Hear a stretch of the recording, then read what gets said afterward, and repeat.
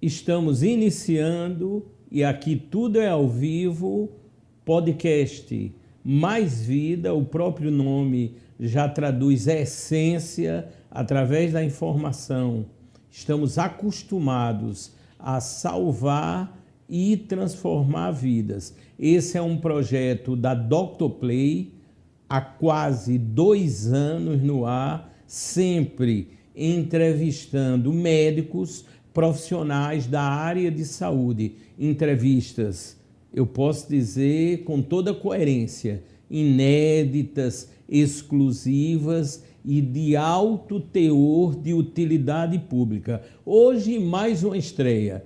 Às vezes eu digo, é o programa das grandes estreias que se eternizará. Também estamos ao vivo agora pelo YouTube em Dr. Play Saúde. E nessa estreia eu já tenho ao meu lado uma cirurgiã plástica, a doutora Laísa Brandão. Doutora, seja bem-vinda. A senhora está no podcast Mais Vida pela Dr. Play. Bom dia, obrigada pelo convite. É uma honra estar aqui para a gente conversar sobre cirurgia plástica e cirurgia íntima. Eu já posso dizer assim de antemão, e vou dizer com muita exatidão, que poderíamos hoje passear por diversos temas ligados à cirurgia plástica, porque a doutora realmente tem muito conhecimento, uma experiência comprovada, mas haverá um tema que eu posso dizer maior ou central, que é ligado com a cirurgia plástica íntima feminina. Ou seja, esse é o nosso tema central, que será sensacional. Não é isso, doutora? Com certeza. É um tema que agora está começando a ficar em alta, né? Por muito tempo a sexualidade feminina, a estética genital foi um pouco reprimida. Isso a gente está conseguindo mudar nos últimos anos. Então a gente está conseguindo conversar melhor sobre a sexualidade feminina e sobre a estética também. Doutora, o público, como eu disse, o programa daqui a pouco ficará para a eternidade, salvando vidas, levando a informação, e sempre há curiosidade em sabermos um pouco da história da senhora. Eu sei que a senhora está adorando aqui a Paraíba, João Pessoa em especial, mas conta um pouco para o público como foi a formação da senhora, a origem da senhora, enveredando por essa área tão belíssima que é da cirurgia plástica. Então, a maioria das pessoas quando me conhecem já perguntam de onde eu sou, de onde que é esse meu R, né? Eu sou do Paraná, eu sou nascida em Foz do Iguaçu, né? A terra das cataratas, e eu me formei no Paraná mesmo, em Curitiba, na Universidade Federal do Paraná, onde eu fiz a faculdade de medicina. Depois disso, para especialização, para a gente formar um cirurgião plástico, são 2 especializações, cirurgia geral e depois cirurgia plástica. Essas 2 especializações eu fiz no interior de São Paulo, na Unesp. E aí, depois disso, eu precisava, né, de um lugar para começar minha carreira, para fazer minhas raízes. Eu queria um local que fosse com uma qualidade de vida boa, uma cidade de praia, que tivesse uma boa estrutura. E eu tinha conhecido já João Pessoa, me apaixonei, fiz um estágio no último ano da minha formação e acabei vindo para cá, para começar a carreira aqui. E não veio só, viu? Eu sei muito bem, tem uma pet, no caso, a Costela, não é isso? Costela, minha cachorrinha. Costela, a cachorra. Deve estar assistindo agora, se não vai assistir daqui a pouco, mas a grande companheira eu já observei em fotos, e isso traduz, lógico, o amor que temos, né? Já tivemos aqui no podcast Mais Vida, blocos PET e outros virão. Doutora, nesse elo entre a cidade que a senhora se formou, né? Onde lá exerceu com grande eficiência, como exerce o seu ofício, nós vamos daqui a pouco falar nos tabus. A senhora tem notado uma diferença muito grande, já que vamos falar em cirurgia íntima feminina, quando a senhora relaciona uma cidade a que a senhora se originou e lá trabalhou, e aqui na Paraíba, em João Pessoa? Não, de forma geral, a sexualidade feminina, a estética genital é tabu em todo lugar ainda, né? A gente vem carregando um histórico de que mulher precisava casar virgem, de que sexualidade feminina era para servir às vontades do marido. Então, a sexualidade feminina nunca foi uma prioridade da mulher numa relação. Isso vem mudando, né, nas últimas décadas e a gente está tendo mais liberdade para conversar sobre isso e para falar também sobre questões estéticas, que tem muita gente que sofria já com isso e não tinha muito para onde correr. Agora a gente está dando mais atenção realmente a essa área e está tendo mais procura, cada vez mais procura, né? Mas é ainda tabu igual, assim, em Igual, né? todos os lugares. Por isso eu vejo, doutora, a importância nítida dessa nossa conversa, porque a informação vai se transformando, vai se disseminando, Sim. e esse é o grande intuito. Eu tenho certeza que a presença da senhora aqui na Paraíba e a discussão, no bom sentido, desse tópico com essa nossa entrevista, ela vai ser de grande valia para todas as famílias e principalmente as mulheres, não é isso, doutora? Sim, com certeza. A informação é essencial, né? Para a gente conseguir começar a repensar as coisas. Então, a gente precisa ter a informação, uma informação de qualidade, de fácil acesso. Então, com certeza. Doutora, nas nossas telas temas, nós já temos a primeira aqui no podcast Mais Vida, estamos ao vivo, diz: a cirurgia íntima em busca do equilíbrio estético. É muito interessante isso, porque quando falamos cirurgia íntima feminina e o equilíbrio estético, creio que é muito aquela história da mulher, independente da idade, basicamente, dela não estar se sentindo bem e procurar por um especialista como a senhora para um devido procedimento. É por aí, doutora? Com certeza. É muito comum e a cirurgia íntima, eu costumo falar assim, é uma cirurgia que a mulher faz dela para ela. Não é para mostrar para ninguém, não é porque o marido reclama, dificilmente alguém reclama, né, da região íntima da outra pessoa. É porque ela realmente vê alguma alteração. Isso mexe, né, com o psicológico, com a autoestima, com a autoconfiança, com o bem-estar. Eu recebo relato de pessoas nas redes sociais falando que tem vergonha de expor a região genital para o marido casado já há 15 anos, de gente que não se olha no espelho sem calcinha, de gente que toma banho de luz apagada para não ficar olhando. Então, assim, isso altera a qualidade de vida e a autoestima de uma forma bem importante. E não é uma cobrança externa, não são outras pessoas que estão demandando isso, é a pessoa mesma, a mulher mesmo que se sente mal com isso. E a cirurgia íntima tem grande valor na melhora da autoestima dessas mulheres. Doutora Laísa Brandão, muitas vezes nesse tópico que a senhora falou, na comunicação tão fluente, eu conheço, daqui a pouco a doutora vai falar das redes sociais, do Instagram, da onde atende. Eu creio que, por vezes, ali uma palavra já é muito importante. Muitas vezes não seria nem o procedimento em si de uma análise para uma possível correção ou cirurgia. A médica, a especialista, a senhora, às vezes ali, naquela dúvida, já pode tranquilizar ou então encorajar a que a mulher procure um especialista ou especialista, não é isso, doutora? Sim, com certeza. Às vezes a gente nota que tem algumas alterações que não são tão grandes, mas que causam grandes alterações funcionais na vida da mulher. Ela tem, às vezes, ali algum, sei lá, um lábio interno um pouquinho aumentado, mas que não, a princípio não justificaria uma grande alteração de vida sexual, por exemplo, e ela tem. Então, às vezes, a gente percebe que não é a cirurgia que vai resolver. Às vezes, a gente precisa de avaliação psicológica, um acompanhamento com outros profissionais, né? Às vezes, até a cirurgia até traria algum benefício, mas não vai ter todo aquele efeito, todo o resultado de melhoria de qualidade de vida que a paciente espera. Então, a cirurgia é um dos fatores, né? Mas quando a gente fala de qualidade de vida, de sexualidade, de libido, não é só a estética. A estética é uma parte pequena, a gente precisa considerar outros fatores também. Então, às vezes, ela vem procurando a cirurgia e eu falo, olha, vamos precisar de uma avaliação psicológica, fazer terapia. A cirurgia pode ajudar, mas ela tem os seus limites, né? Não vai resolver todos os seus problemas, é importante a avaliação também.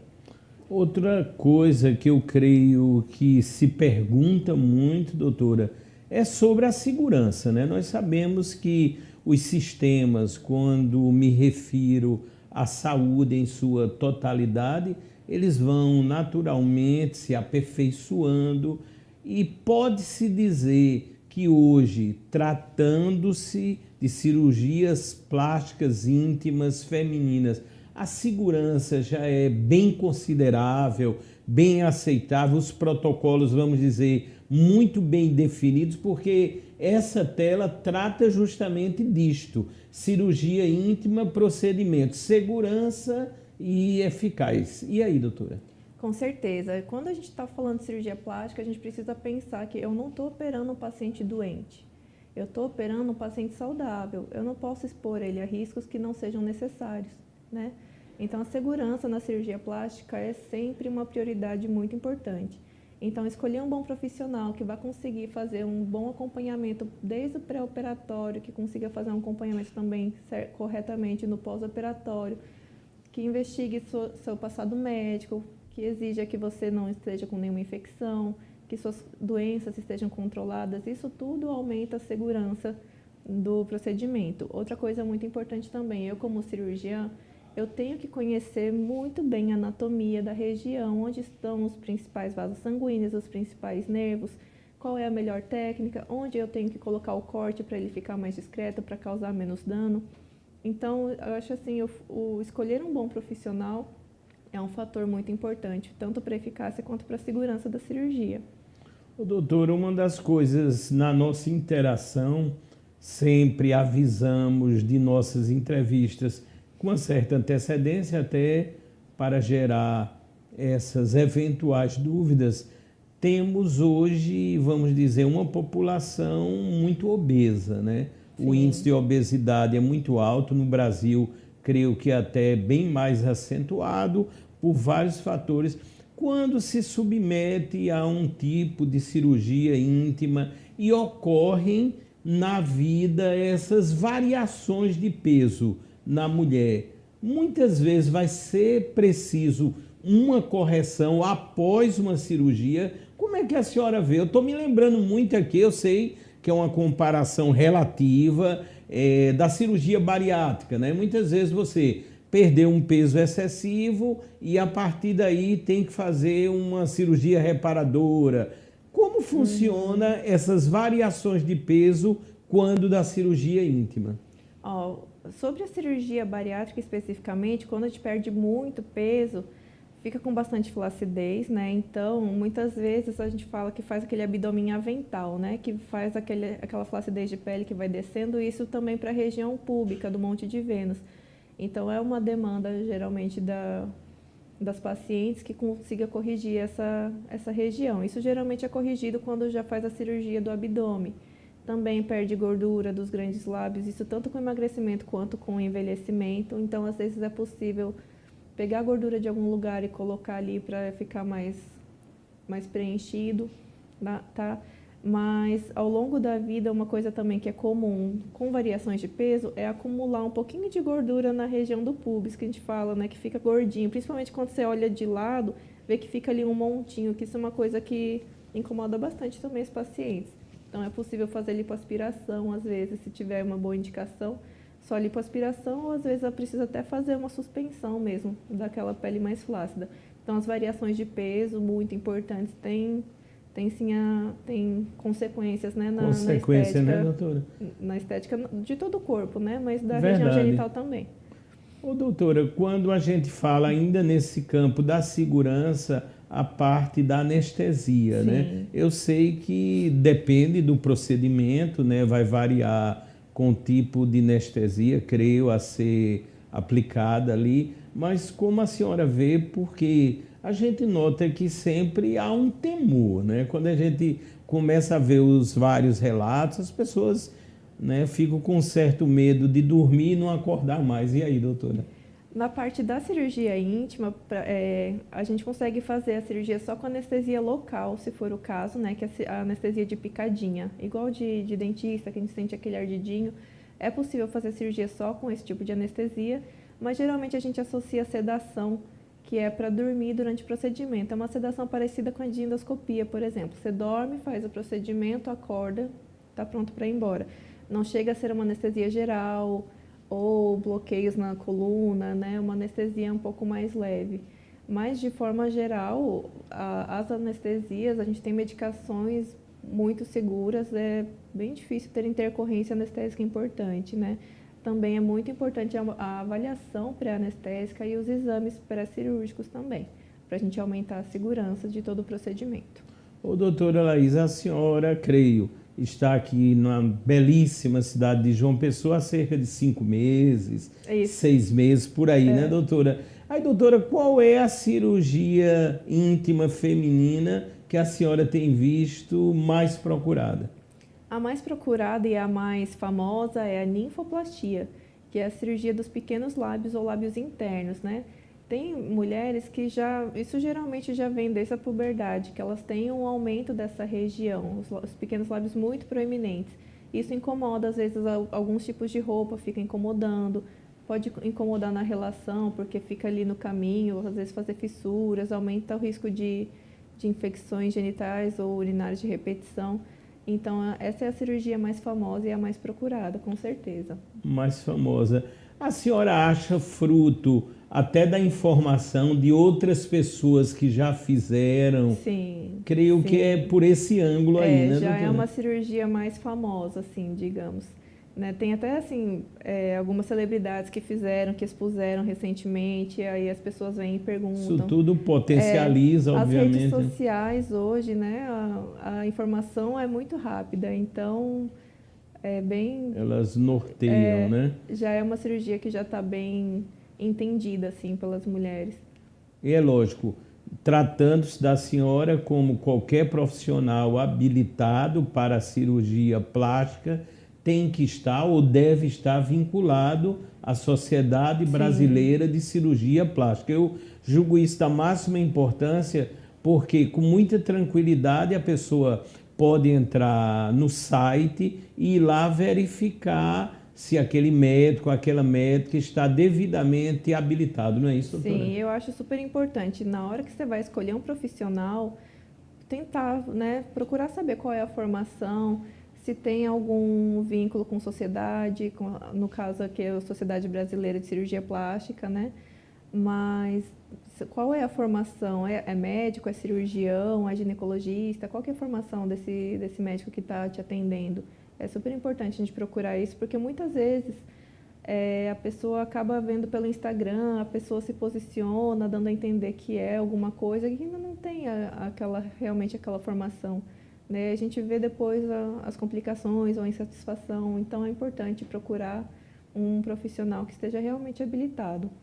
Ô, doutora, os congressos eu sei que são muitos, né, a nível de Brasil falando, e deva ter um congresso assim maior anualmente. Já ocorreu desse ano? Haverá? Ou em que estado ou cidade será? Esse ano o Congresso Brasileiro vai ser em Campinas, é sempre em novembro, no feriado ali do dia 15, o Congresso Brasileiro, né, de Cirurgia Plástica.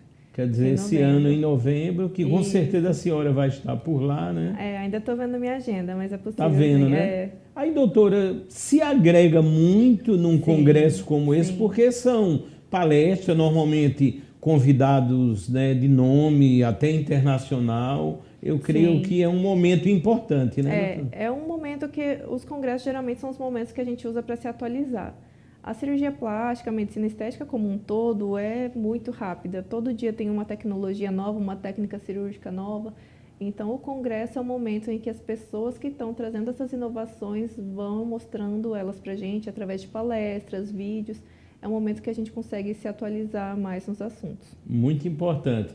Temos agora como tema, até já citamos há instantes, cirurgia íntima feminina e seus tabus. Quais seriam os maiores tabus ainda hoje? A senhora julga que há uma necessidade de uma maior conversa no ambiente familiar, lógico. Tudo isso Sim. usando da didática, do conhecimento, na idade que se julgue propícia para se Sim, começar a sim. conversar. Há uma polêmica muito grande também a nível do ambiente escolar, como isso se daria, a partir de que série, qual a visão da senhora? Eu acho super importante. A gente precisa falar sobre o nosso corpo, a gente tem que saber, né? Como que ele funciona, como que é uma gestação, como que é uma relação, mesmo que de forma mais simplificada, né? Mas isso precisa ser introduzido já na escola, porque é nosso corpo, a gente precisa saber que a gente tem nossos órgãos, não só da região genital, mas nosso sistema digestivo, nosso coração, nosso pulmão, a gente precisa ter uma noção dessas coisas, né?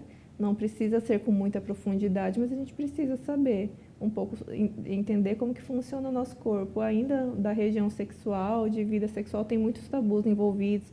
Às vezes a família de alguma religião que não gostaria que o filho tivesse abordado esse assunto, né? Não ou gostaria de ter um controle maior sobre a forma como esses assuntos são abordados, mas a gente precisa falar sobre isso. Até porque a informação é importante, a gente precisa falar sobre formas de evitar doenças de transmissão sexual, evitar a gestação não desejada. A gente precisa falar sobre isso, né? Falando ou não, as coisas acontecem. Lógico. A gente tem, às vezes, uma ideia de que se a gente falar, vai estimular as pessoas a fazerem. Não. Isso vai acontecer de qualquer forma, mas se elas tiverem informação, elas vão estar melhor orientadas sobre como evitar coisas indesejáveis, por exemplo. Né? Na parte da cirurgia íntima, um tabu bem que hoje assim está mais em alta é sobre a região de cirurgias de clitóris, porque a gente é muito imediatista, né? A gente as pessoas estão cada vez mais imediatistas e pouco tempo atrás o padrão de beleza feminino era um corpo magro. Hoje não, mudou um pouco. O padrão de beleza do corpo de feminino, né, considerado mais bonito, é o corpo mais atlético, mais musculoso. Então, antes não era considerado muito bonito uma barriga feminina com gominho, um ombro bem definido, hoje é. E está tendo uma procura maior por hormônios anabolizantes por parte das mulheres, que antes era mais uso masculino, hoje elas também estão usando. Isso traz algumas consequências, né? A gente não tem receptor de hormônio só no músculo e na gordura. Então, a gente tem receptor por todo o corpo e na região genital bastante também. Então, tem algumas pacientes que ficam com aumento da região do clitóris, isso não volta. E é um tabu, porque muitas vezes elas acham que não tem o que fazer, porque é uma cirurgia recente. Tem pessoas que procuram nas redes sociais falando, olha, eu já procurei médico para avaliar isso e me falaram que não tinha o que fazer. Mas hoje a gente já tem, né, coisas que a gente consegue fazer, cirurgias que a gente consegue fazer para melhorar isso também. Muito interessante. Só lembrando, estamos ao vivo e esse é o podcast Mais Vida aqui pela plataforma que está ganhando a Paraíba, brevemente o Brasil e, se Deus quiser, o mundo, a Dr. Play, entrevistando a cirurgiã plástica, a doutora Laísa Brandão. Doutora, as meninas cada vez têm menstruado mais cedo, né? A gente vê hoje, por exemplo, não que haja uma média, mas muitas vezes com 11 anos já vem a menstruação. Isso não ocasiona toda uma alteração no metabolismo, impossíveis correções futuras de cirurgias íntimas? Há alguma relação? Ou isso é um processo natural da evolução humana feminina? E aí, doutora? Não altera muito a questão de, por exemplo, de ter mais indicação de cirurgia íntima a longo prazo. Não altera. O que acontece é que o corpo vai acabar desenvolvendo um pouco mais cedo. Mas isso é uma tendência mesmo que já tem se notado, a puberdade de ser cada vez mais precoce. Mas não altera na questão de achar que isso vai influenciar em mais demandas de cirurgia íntima, por exemplo. Achei muito importante porque foi outra colocação que os pais, né, muitas vezes ficam aflitos, né, as mães, de como tratar, de como lidar com essa situação. E as meninas, né, antes havia um parâmetro, lógico, 15 anos, hoje a gente já vê mais a partir de 11 anos, mas eu creio que vai ocorrendo toda uma adequação a essa situação. Sim. E termina que já há uma naturalidade, vamos dizer assim, não é, doutora? Isso. A princípio não precisa, né, pausar essa puberdade se a criança já teve um crescimento adequado, não está tendo nenhuma repercussão na saúde dela, a princípio não precisa pausar isso. Nós agora entramos em outra etapa da nossa conversa, essa etapa essencial também nos procedimentos, já que estamos tratando hoje especificamente, né? Escolhemos um tema tão estimulante, tão necessário, de total utilidade pública, a cirurgia íntima plástica feminina. Etapas fundamentais no processo da cirurgia íntima. Lógico, começa, obviamente, com a consulta, a avaliação. Eu queria que a senhora detalhasse basicamente, doutora, quais seriam os exames. Eu sei que essa área de exame tem crescido muito, os diagnósticos são cada vez mais precisos. E essas etapas, doutora? Então, a primeira consulta é fundamental, né? O momento que a paciente cria um vínculo com a cirurgiã, tira suas dúvidas de como funciona a cirurgia, o pós-operatório, se dói ou não, né? Então, é uma etapa importante. Mas nessa primeira consulta, eu preciso saber tudo sobre a tua saúde, né? Se você tem alguma doença, está controlado ou não. Saúde ginecológica, precisa estar com os exames ginecológicos em dia, Papa Nicolau. Se tiver qualquer queixa ginecológica, com um corrimento diferente, dor na relação, precisa estar investigado. Preciso fazer exames de sangue pré-operatórios, preciso fazer exame de urina, que a gente não pode operar com infecção, por exemplo, infecção de urina.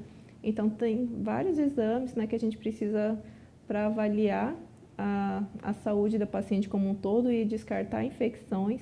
E se tiver algum problema de saúde, tenho alteração de tireoide, tomo remédio, eu preciso saber se está controlado ou não, se tem diabetes, se está controlado ou não, antes da gente decidir operar. Tem que estar tudo certinho, porque como eu falei mais cedo, eu não estou operando paciente doente, eu estou operando paciente saudável, eu preciso que esteja na sua melhor condição de saúde para evitar complicação.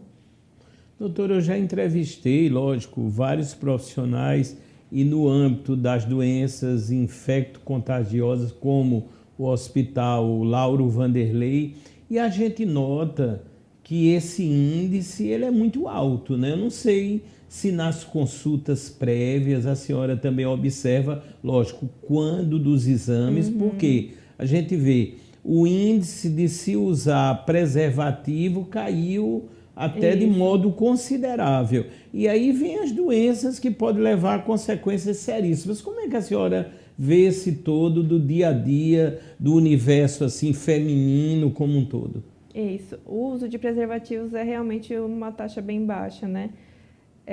Aqui uma crença minha pessoal, eu acho que a partir do momento que tem tratamentos para as principais doenças, as pessoas já não estão mais tão preocupadas em se expor. E a gente tem métodos contraceptivos, né, para evitar a gravidez, então as pessoas já não têm tanto medo de se expor, né, porque existem tratamentos. Eu acredito que isso seja muito relacionado. Agora, nem todo mundo faz seus exames de rotina, nem todo mundo pensa que, por exemplo, um HIV é uma doença que tem que tratar para sempre, que mesmo tratando pode ter consequências para a saúde.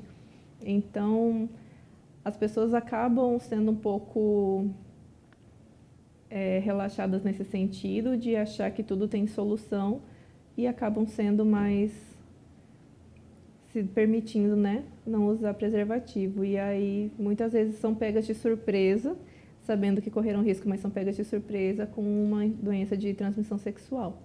Eu achei muito importante sempre esse alerta, né, porque trabalhamos, essa é uma da base aqui também do programa, né? No caso da Dr. Play, do podcast Mais Vida, trabalhar com o que é essencial, que é justamente a prevenção, né? Essa é uma base Sim. que temos sempre que divulgar, que incentivar, que mostrar, que difundir realmente essa informação. Vamos ver a próxima tela, nós falamos das etapas, vamos ver na sequência o que virá dessa entrevista maravilhosa.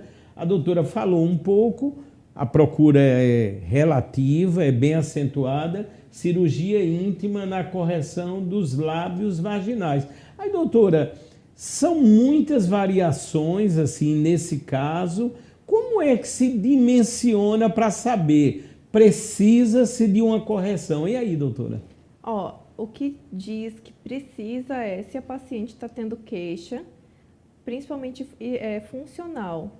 Tem alguma dor no exercício, tem algum exercício que não consegue fazer, às vezes elas se queixam de fazer, por exemplo, bicicleta, tem dor na relação, tem infecções genitais de repetição, porque fica ali aquele excesso de pele a mais que não deixa respirar de maneira adequada, ou se tem realmente um aumento estético. Não tem assim uma medida mágica, um número mágico que a gente diga aqui precisa operar ou não.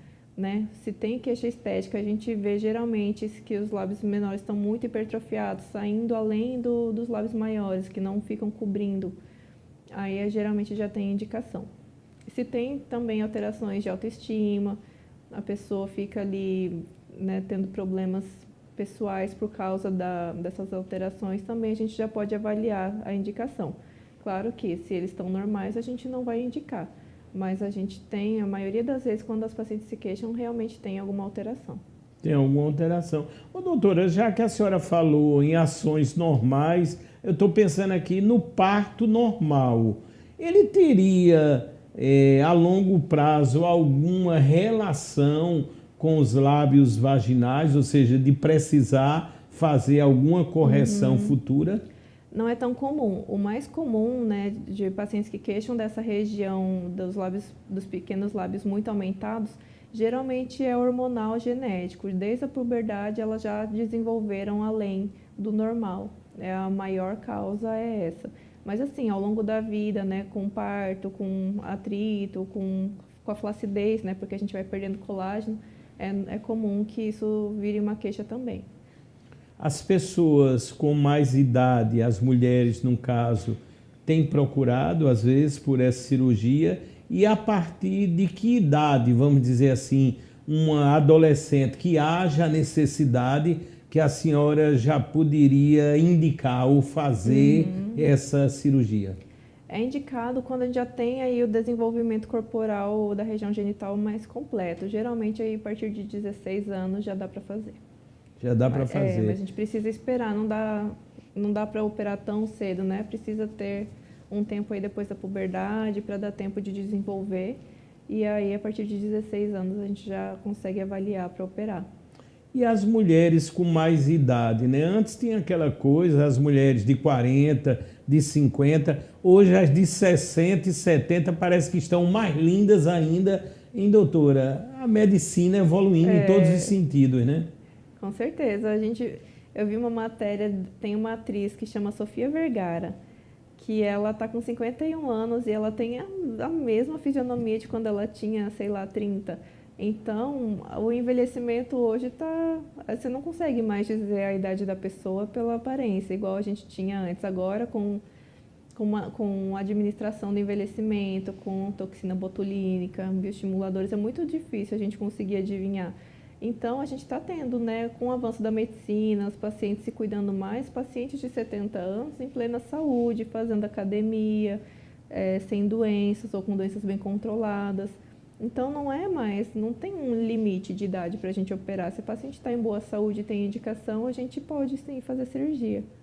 Doutor, essa semana, lógico, não vamos criar nenhuma polêmica, mas está se comentando muito sobre o uso da ozonoterapia em alguns procedimentos. Eu já entrevistei várias pessoas, eu tive até o privilégio, há cerca de um ano, de entrevistar, ela veio diretamente do Rio de Janeiro, a doutora Ana Cristina, que na época presidia inclusive a Sociedade Brasileira de Ozonoterapia.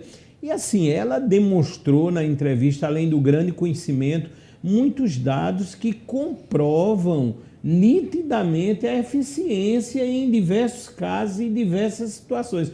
Como é que a senhora vê essa polêmica? Eu sei que tem muito dinheiro em jogo, muito interesse, mas eu queria saber a opinião da senhora. Olha, eu tenho uma boa opinião assim, sobre a ozonioterapia. Ainda tem muitos estudos, já tem muitos estudos, mas ainda são necessários mais estudos. eles estão começando, né, a ser introduzidos na cirurgia plástica de maneira geral.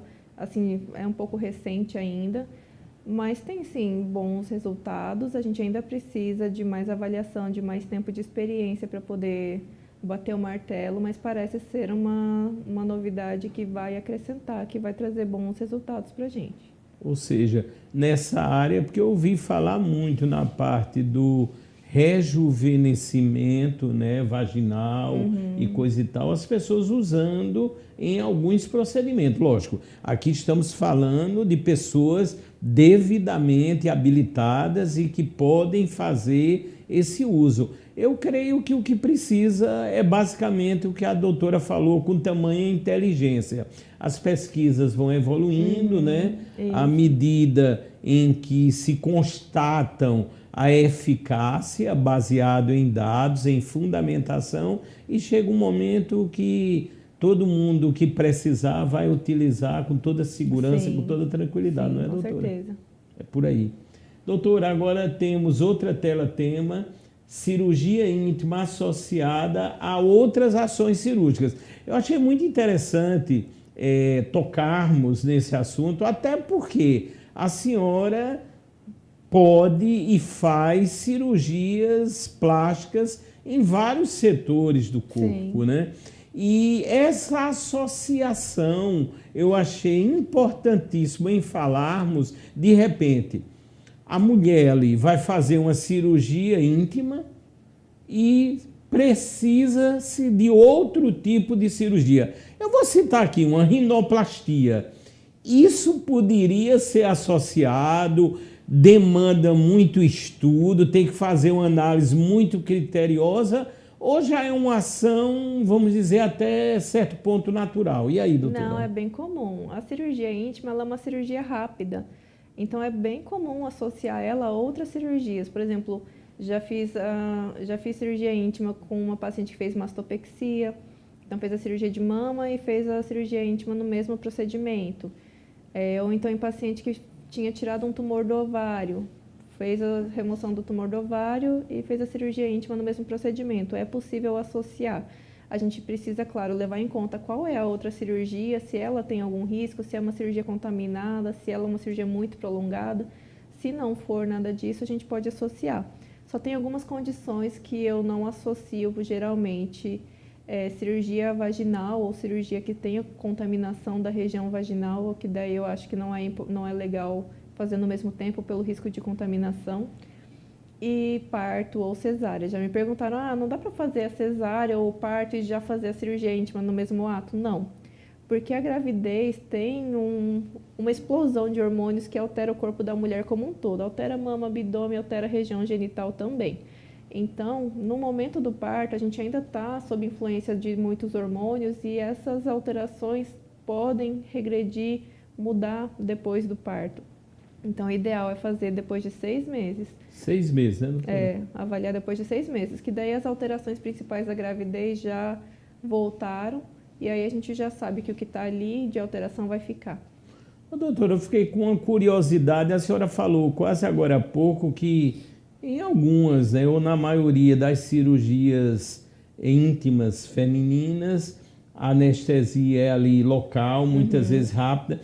Quando se associa a outra cirurgia maior, que no caso será uma anestesia geral, aí como é que faz, doutor? Olha que curiosidade, dá logo a geral e faz tudo dessa maneira, ou seja, coloca para dormir e aí já faz tudo, né, que tem que fazer. A paciente já vai estar anestesiada, né, já vai estar dormindo, daí não precisa fazer nada diferente, a gente faz anestesia local de qualquer forma, até para diminuir a dor no pós-operatório, mas não precisa fazer nada diferente, que ela já vai estar dormindo, né? Então, já aproveita a anestesia da outra cirurgia, só aumenta um pouco o tempo de duração dela para dar tempo da gente fazer a cirurgia e fica nisso mesmo. Se ela já está com anestesia geral, continua com anestesia geral. Se ela fez um bloqueio peridural, continua com a peridural. E a gente faz a cirurgia com anestesia local, mesmo já tendo essas outras anestesias. Doutora, visitando o Instagram da senhora, eu vi do início ao final, observei tudo. Eu vejo por várias vezes a senhora fazendo cirurgias de prótese, né, de mama, ou seja, rinoplastia e por aí vai. Doutora, é lógico, há um carinho maior pela cirurgia íntima ou a senhora quer se especializar aí em vários campos da cirurgia? Não, assim, a cirurgia plástica estética como um todo, eu gosto bastante. Eu tenho um carinho especial pela cirurgia íntima. Eu gosto muito de cirurgias da face também. Blefaroplastia, otoplastia, mama e abdômen são cirurgias que eu gosto muito. Não tem tanto assim uma favorita. Eu vou continuar em todas essas áreas a princípio. Entendi. Aí, doutora, eu visualizei, a senhora gosta muito do mar, né? Gosta muito de praia. Aí, doutora, e esse sol, assim, as pessoas hoje comentam muito a importância, né, da vitamina D e tudo mais. Alguns dizem que o horário ideal está variando muito, cada um diz uma coisa, é de 10 às 12, é melhor ir de 12 horas e tomar um sol intenso. Doutora, as pessoas querem saber, a senhora, além de tudo, é belíssima, quais são os cuidados que a senhora está tendo na praia com os protetores? Com e aí, protetor, doutora? Com protetor, porque tomar sol sem protetor a longo prazo, ao longo dos anos, vai gerando mutações nas nossas células que fazem câncer de pele. Câncer de pele é o câncer mais comum, é a maior incidência de todos. Então, é melhor tomar vitamina D de comprimido, se for o caso de suplementar, do que tomar sol sem protetor, justificando a vitamina D. É porque a longo prazo você tem menos dano usando protetor e diminui o risco de câncer de pele e diminui o envelhecimento também. Então, o benefício é maior do que você tomar sol sem protetor por causa da vitamina D, porque a gente consegue repor por remédio, se for necessário. Entendi. Então, o protetor sempre. Viu que eu olhei o Instagram realmente todinho. Aí eu vi muitas amigas, doutora. A senhora tem muitas amigas médicas, tem gente da família também que cria toda essa movimentação, todo esse clima na área da saúde. Como é esse histórico aí do dia a dia, doutora? Eu tenho bastante amigos médicos, mas na família não. Eu sou a primeira médica da família. Mas tem bastante amigas médicas, sim. Interessante. Aqui vem uma parte muito importante, muito questionada, muito buscada, procurada, quando, repito, começamos a avisar sobre essa entrevista sensacional, as pessoas argumentam e essa foi uma das argumentações. Qualidade de vida sexual após a cirurgia íntima. Realmente vai ocorrer essa qualidade, doutora? Porque eu vejo, se aumenta a autoestima ou se influencia na autoestima, já entra aqui nessa qualidade, vamos dizer, sexual como um todo. Com certeza. E outros vários fatores, eu tenho certeza, não é, doutora? Com e aí, certeza. Doutora? A melhora estética, a melhora da autoestima, a mulher não sentir mais aquele bloqueio, por exemplo, em olhar a sua região íntima, em deixar que o parceiro veja a sua região íntima, já melhora muito a qualidade de vida. Então, às vezes, não precisa nem ser uma cirurgia com cunho funcional. Por exemplo, uma hipertrofia de clitóris que deixava a região muito sensível, ou uma hipertrofia de grandes lábios que alterava a relação. Às vezes, mesmo só uma cirurgia estética, reduziu pequenos lábios porque estava um pouco grande, mas não tinha queixas sexuais. Às vezes, só essa alteração estética já deixa a mulher mais confiante sobre sua região genital, sobre sua autoestima, e isso, por si só, melhora a qualidade de vida sexual. Claro, como eu conversei antes, a libido, a qualidade de vida sexual não depende só da estética, depende de uma parte pequena, né? Depende da autoestima, depende, às vezes, de questões hormonais, questões psicológicas, da qualidade do relacionamento. Então, a cirurgia estética tem, sim, os seus benefícios, pode melhorar, mas tem outras coisas que a gente precisa avaliar também. Sempre há uma solução. Eu noto, doutora, aqui na foto estão um pouco tristes aí, mas a gente já notou que através da cirurgia podem e sempre ocorrem com toda a segurança, né, com os grandes profissionais como a senhora, toda uma adequação e uma melhora na qualidade de vida e também na ação, vamos dizer assim, da vida íntima do casal, né? Isso eu creio que na prática da senhora, a senhora já se deparou com inúmeros relatos, né, doutora? Sim. Eu acho que o principal, o que eu noto as pacientes, o principal assim é a melhora da autoestima mesmo. Ela se sentir mais confiante, ela se sentir mais à vontade é crucial na qualidade de vida, não só íntima, né? Mas como ela se porta com a sociedade, com as outras pessoas. Quando a pessoa está de bem consigo mesma, é diferente o comportamento. Aí, doutora, ainda nessa parte aí, as pessoas se questionam muito após as cirurgias íntimas, quantos dias sem a prática sexual, né? As pessoas comentam muito. É lógico, é muito relativo, vai depender do procedimento, é lógico, sabemos disso, mas às vezes tem alguns exageros na internet, né? Pessoas que relatam. Inicialmente me disseram de 30 a 40 dias, mas terminou que foram 6 meses. Aí, doutora, as pessoas ficam um pouco preocupadas. E aí, doutora? Então, geralmente, o retorno para atividade sexual é de 30 dias, ou se a cirurgia envolver a região do clitóris, 45 dias. Nossa, mas por que tudo isso?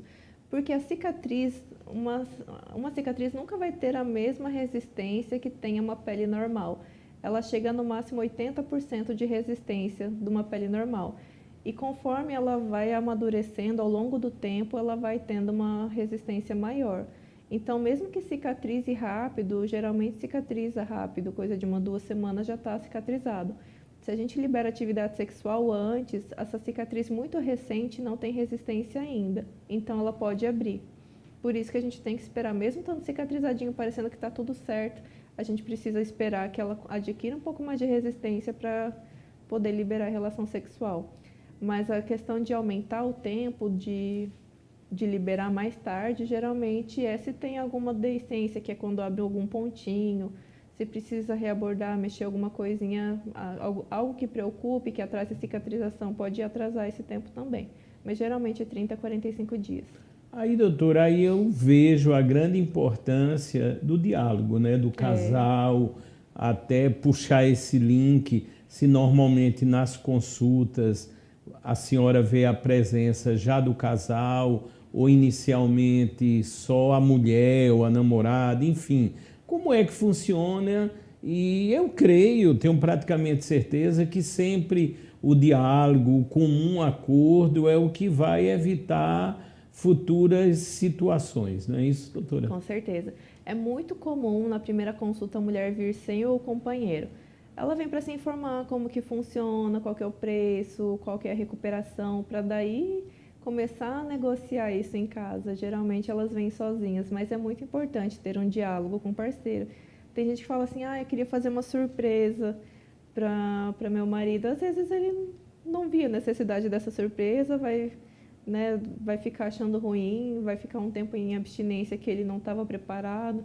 Então, acho que tem que conversar, não assim no sentido de, precisa pedir autorização. Não, a mulher pode, fazer o que quiser.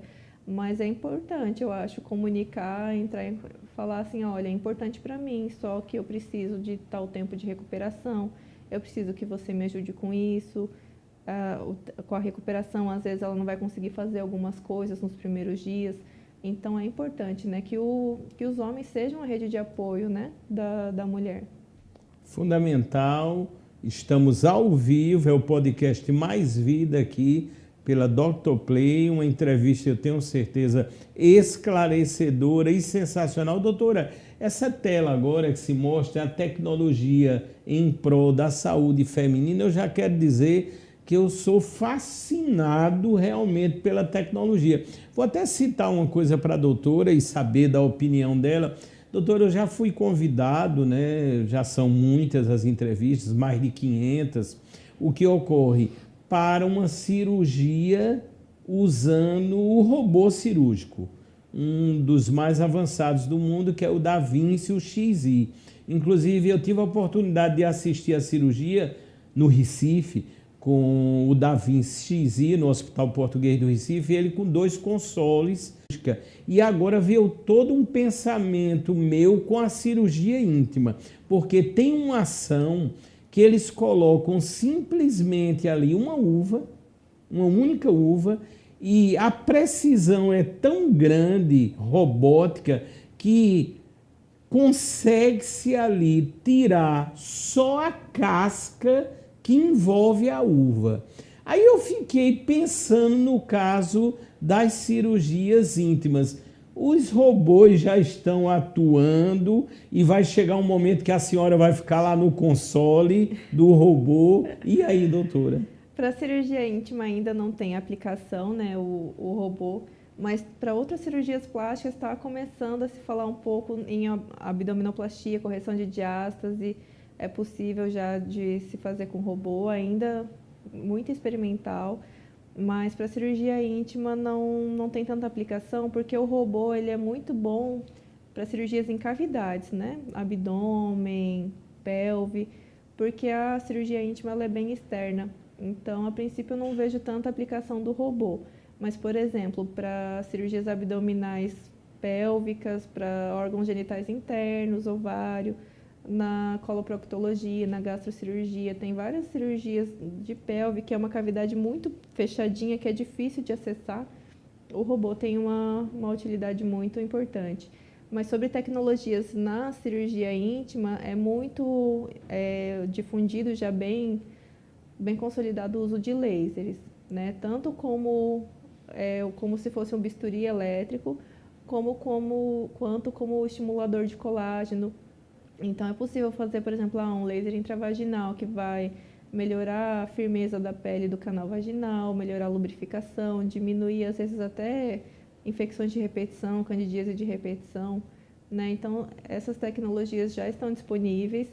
O robô, eu acho que ainda não vejo muito como aplicar na cirurgia íntima, mas tem aí milhares de outras cirurgias, de outras tecnologias para estimular colágeno, para preenchimento, que já estão presentes. Que antes, por exemplo, usava só na face um bioestimulador de colágeno, um preenchedor.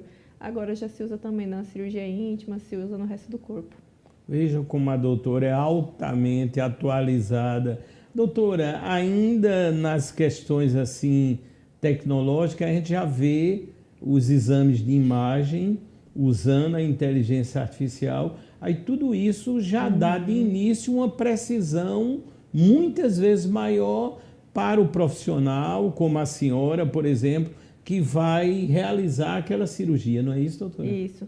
Tem vários softwares também que tem uma máquina, por exemplo, que ele filma o seu corpo inteiro, dá suas medidas, suas proporções, né? Isso é mais certeiro do que a gente ir lá com a fita e medir às vezes. Isso é muito bem aplicado, principalmente para cirurgias de contorno corporal, de mama, de abdômen pós-bariátrica, lipoaspiração. Então, assim, a tecnologia vem mesmo para agregar em vários setores da cirurgia plástica. Vários setores, né, doutora? Doutora, nós estamos chegando praticamente no final dessa edição, eu caracterizo como maravilhosa, do podcast Mais Vida, com a presença ilustre da senhora. Doutora, eu queria que a senhora dissesse a clínica onde a senhora atende. Eu sei que lá é composta de outros profissionais, né? Uma clínica de excelência. Também os hospitais que estão agregados, que a senhora executa, né? Com tanta propriedade, com tanta maestria, eu posso dizer, a profissão. E também as palavras finais da senhora aqui da Dr. Play. Eu posso dizer com exatidão que foi uma honra entrevistar a senhora. A senhora, assim, é uma tranquilidade, inspira confiança, conhecimento, paz, alegria, beleza, ou seja, está tudo agregado e isso traz um resultado muito interessante. Muito obrigado, Obrigada, doutora. foi maravilhoso poder participar aqui hoje. A clínica fica em Manaíra, aqui em João Pessoa, na rua Juvenal Mário da Silva, 627, é uma clínica de esquina, fica perto do Live Mall, do Retão. Minhas redes sociais também, se quiserem, né, eu fico totalmente à disposição, às vezes eu tiro dúvida, eu fico bem presente mesmo no Instagram, é @DRA Laísa Brandão, com S. Eu fico super à disposição, né? No Instagram também tem o link para o agendamento de consultas, a gente tem um serviço de orçamento com o administrativo da clínica, que muitas vezes os pacientes vêm perguntando qual que é o valor da cirurgia. A gente não pode passar por redes sociais, né, por normas do Lógico. CFM, então a gente pode fazer um atendimento sem custo para essas pacientes, onde elas conseguem fazer o orçamento e tirar as principais dúvidas da cirurgia, de exames pré-operatórios, de recuperação, antes de agendar a consulta mesmo. Bacana, porque aí se faz o que é natural, né, doutora? Todo um Sim. planejamento, né? Isso. As pessoas hoje têm que ver isso com muita tranquilidade, né? E é possível você ter informações para você planejar a tua cirurgia, inclusive com orçamentos, com o que precisa de recuperação, de exames, isso de forma gratuita antes de ter acesso a realmente fazer a consulta. Daí, quando você achar que é o momento que você consegue aquela recuperação, aquele valor, aí agenda a consulta para a gente programar. Eu quero mandar até um abraço para o conhecidíssimo, o renomado, o famoso, que está nesse contexto, o doutor Mattioli, né, lá com a clínica, Isso. que a doutora também atua. A minha amiga também, a irmã do doutor Mattioli, a doutora Adriana Mattioli, ou seja, são várias pessoas valorosas que estão fazendo uma grande diferença na saúde e, por não dizer, na cirurgia plástica como um todo, não é isso, doutora? Com certeza. Espero que a gente consiga somar também junto nessa clínica, né? Que atendendo junto com o Dr. Mattioli, está sendo muito prazeroso, sendo uma experiência muito boa. Doutora Laísa Brandão, muito obrigado de coração. E assim nós vamos encerrando aqui o podcast Mais Vida pela Dr. Play, agradecendo a imensa audiência. Eu sempre costumo dizer, o programa nunca acaba. Dentro de instantes, você deve e já pode compartilhar pelo YouTube aqui, Dr. Play Saúde, e ajudar, logicamente, a restaurar, a salvar vidas. Eu quero agradecer também a toda a equipe, a competência do DEL, que está aqui hoje, inclusive aqui, inaugurando câmeras de altíssima resolução. Portanto, estamos com a melhor imagem do mundo, já temos o melhor programa, a melhor equipe. Portanto, os motivos de agradecer, principalmente a Deus, são inúmeros. Muito obrigado e acompanhem toda a nossa programação e as próximas edições do podcast Mais Vida pela Dr. Play.